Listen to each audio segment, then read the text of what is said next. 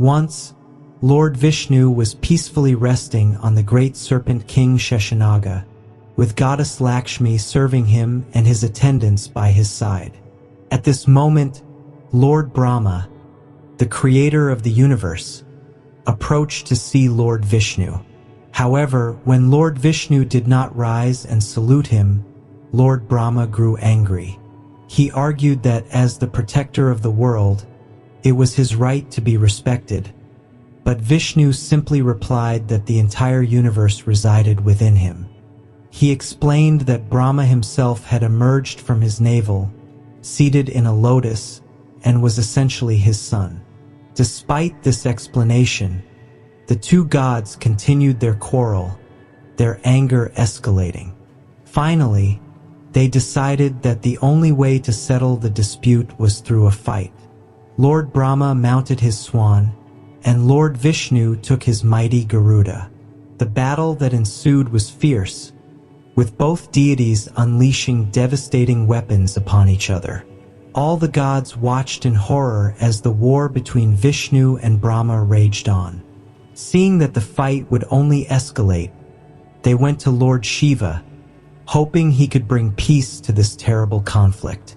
At Kailash, the abode of Lord Shiva, the gods bowed before him and explained the situation.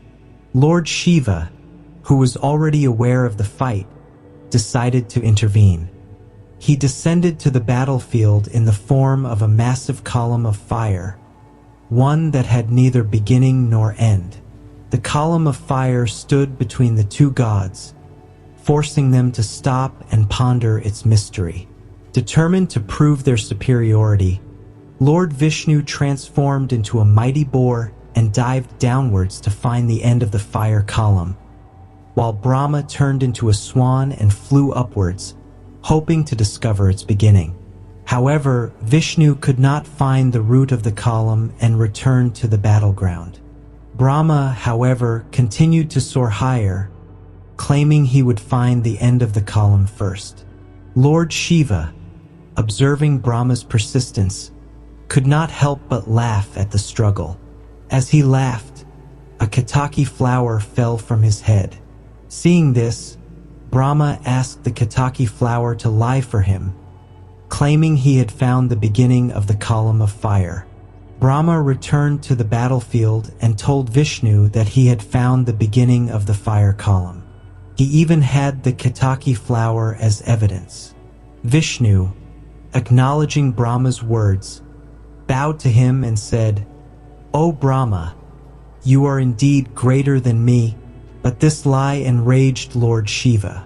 In a fit of fury, Lord Shiva opened his third eye, and from it emerged Kala Bhairava, a terrifying form who immediately decapitated Brahma.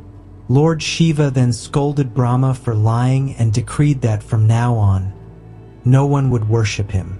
He told Vishnu that because he had spoken the truth, he would be worshipped as Satya Narayan, and devotees would perform the Satya Narayan Puja on every full moon day. With that, Lord Shiva returned to his abode in Kailash, bringing an end to the fierce conflict between Vishnu and Brahma.